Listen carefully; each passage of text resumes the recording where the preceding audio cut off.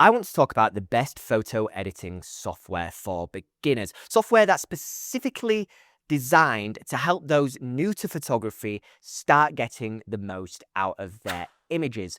I've got 3 options for you today in this video, all of which I've been using and testing for multiple years. So I can say with absolute confidence that if you want to get started on your photo editing journey, then one of these 3 options will absolutely be suitable for you. What do I mean by suitable exactly? Well, we're not looking at more advanced photo editing software that's really designed for professional photographers. I'm talking Capture One, for example, or Photoshop, which has got really advanced tools that will overwhelm you if you're new to photo editing, and you're going to spend more time looking at tutorials and going into a knowledge base than you are editing your images. And that's not what we want when you're just beginning to learn the fundamentals of editing photographs. All of the software I'm recommending have simple, intuitive user interfaces. So that's a layout and a design that as soon as you open it, it's very easy to understand what things do, where to find them,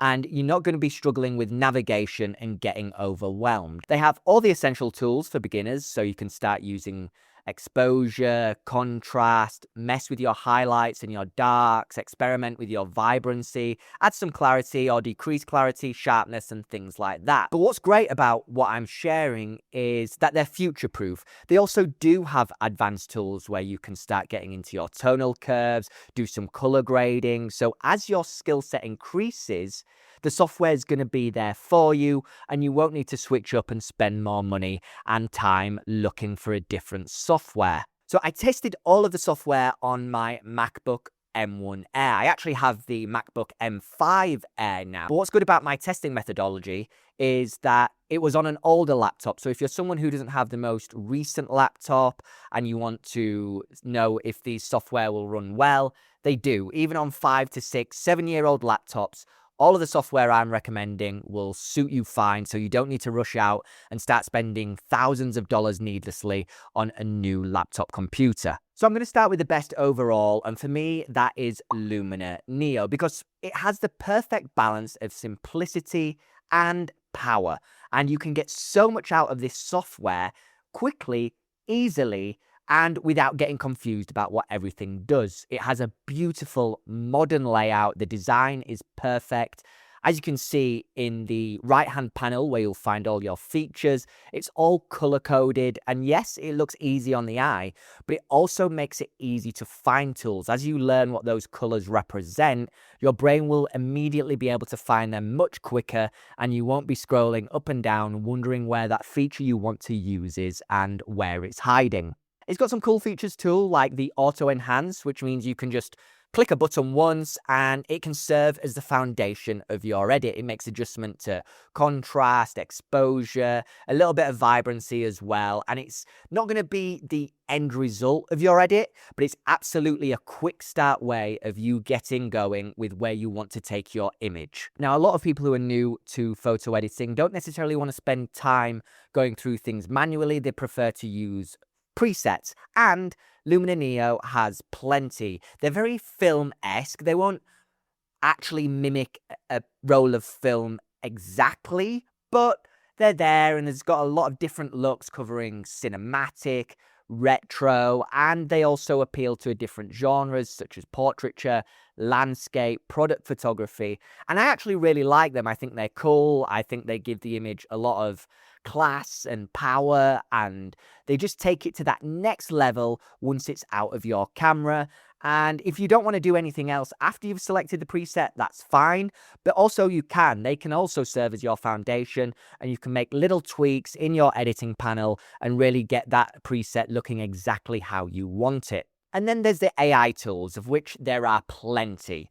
The most popular ones tend to pertain to sky replacement. So if you're a landscape photographer, perhaps you've gone out on a day where you found this beautiful scene, but the sky's just not doing it for you, and you're someone who likes to push your creative capabilities, you can just swap out the sky, and there are plenty to choose from different cloudy, sunny days, sunset, sunrise, and you've also got some more advanced ones such as the starry sky.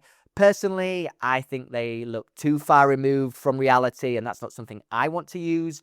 But there are people out there that I know that will, and I just want you to know that the option is there and you're not going to be missing out on any style of sky because Luminar Neo provides so many options. There's also a new AI assistant, which is great. So what you can do is you can load up your photograph, you open up the AI assistant, you put in a prompt of what you would like the image to look like, and then Luminar Neo will do it all for you. Now, this is still a new feature, so it's not super advanced. So if you put in a long prompt with lots of different instructions, it's going to get confused. It's not going to give you what you need. But if you keep things simple and focus on exposure, your highlights, your darks, your colors, your hues, and things like that, then it does give you good results. It presents 3 options, and again, you can tweak them if you need. Now, in terms of how the software runs, I had a great experience with Luminar Neo. It was very snappy. I didn't experience any lag. There was no shutdowns or crashes. And again, I was running this on a laptop that has 8 gigabytes of RAM, which in 2026 isn't usually enough. And Luminar Neo and my laptop had no issues, and they played together very well. As I say, I love the user interface. That modern design makes it enjoyable to use. So yeah, absolutely no problems in terms of using the software. I do feel there are a lot of features in the right-hand panel, and a lot of them were fluff. I didn't really find myself using them, and I think Luminar Neo would be best served just really zoning in on the fundamentals rather than trying to offer a plethora of tools. But again, that's just my tastes. More creative photo editors may enjoy going through all the different options and seeing what they can do with their image. So in terms of cost, this is one of the best things about Luminar Neo is that you only have to pay once for it. You can get the desktop software for $119, or you can get the desktop and mobile software for $159. There's also another option for $179, which gives you desktop, mobile, and a plethora of creative assets that you can use, such as more presets, LUTs, tutorials, things that can get your editing to the next level. So you can go all in, and as I say, you only need to pay once and it's yours to own forever. You don't need to pay a monthly subscription like you do other software, and that's one of the benefits of using Luminar Neo. So I would say check it out. I'll put a link down in the description and you can go take a look. And now we'll move on to my next option of the best photo editing software for beginners. The next one is Lightroom. Now, Lightroom is pretty much the face of photo editing. Adobe has been the mainstay of this niche for absolute decades now. And some people may think that Lightroom is built for professionals, which is true, but the way it's designed also makes it user-friendly for beginners. And it's really the AI masking tools which kind of set it as best in class. So let's just say you're starting out, you're a portrait photographer, and you're doing a shoot out in the open air, you're out in the street with your model, and it's very difficult to control the elements that will be within your frame, especially if it's in a built-up area. And in yesteryear, you would have to spend hours going through each individual object in Photoshop and removing them, and that's just going to overwhelm the beginner. That's not the case anymore. Now you can just simply highlight objects that you want to remove, click a button, and Lightroom's AI capabilities here are honestly best in class. The level of accuracy when it removes an object and replaces it with something that will still look natural within the frame absolutely blows my mind. It absolutely blows my mind of how good it is. And now you can take these kind of tasks and you can complete them in seconds, and again, super beginner friendly. The layout, again, is super simple. It's different to Lightroom Classic, which I don't want you to get confused with. Lightroom Classic is a desktop-only version of Lightroom, and the UI is different. It's a little bit more cluttered. It's a little bit more advanced, and I wouldn't go there. Here we're talking about Lightroom Mobile, which is also available on desktop as well through an app. And it's got a much more simplified layout so you can navigate it and move through the different tools. It's got presets. You can create your own presets. There are LUTs in there, and there are those advanced tools as well, so you can start experimenting with your tonal curves so you can really get an image how you want. There's a new feature which is AI culling, and it can basically just assess your images and decide which ones are keepers and which ones you can throw away. It's still very basic. It's not as advanced as other software I've tested. For example, Imagen AI, that's very, very advanced in terms of culling and can get your images to where you need them. But Lightroom will suffice for beginners, and it does a great job in this department. What I really like about Lightroom is the accuracy. Now, sometimes on photo editing software, even if you adjust the sliders, say your exposure, ever so slightly, the impact will be grand. It'll overcompensate. It'll do too much.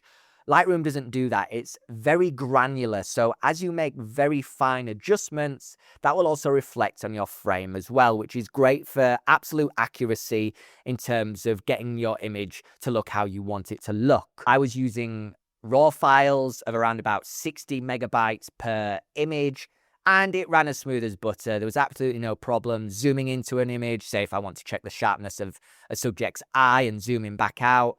Produced no lag. It was very responsive in this regard, and you're going to have an absolute joy using Lightroom. There's also another new feature which is cool, which I tested, which is essentially AI bokeh. So if your background isn't as soft and blurred as you would like, you can now adjust that in Lightroom. And to be fair, I've seen some of these tools and they can look quite superficial and fake. And whilst it won't replace natural bokeh that comes through your lens, Lightroom does a really good job here. So if you've taken a shot, say at f8, and you're like, there's no distance between subject and background, you can run it through Lightroom and you can create that bokeh and enjoy good results. Now, the downside to Lightroom, which some may find, is it's subscription only. So you can't pay once and own it forever.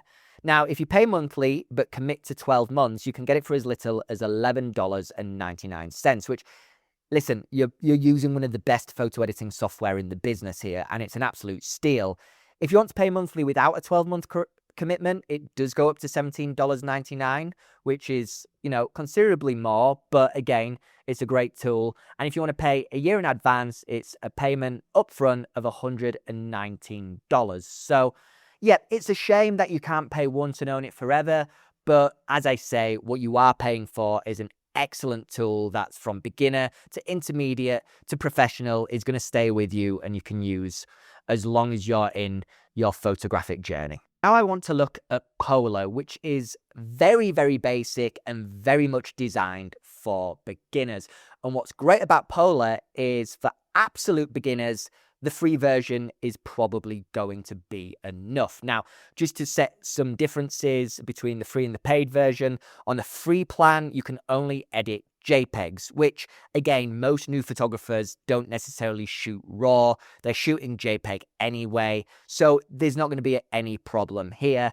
And yeah, it's just a very simple and easy software to use. You can use the presets, of which there are plenty. Honestly, the diversity in presets is some of the most I've seen. And you can use the sliders as well to adjust your exposure and your contrast and your vibrancy and saturation. And the layout is super, super beginner friendly because there's not that many features on the free plan.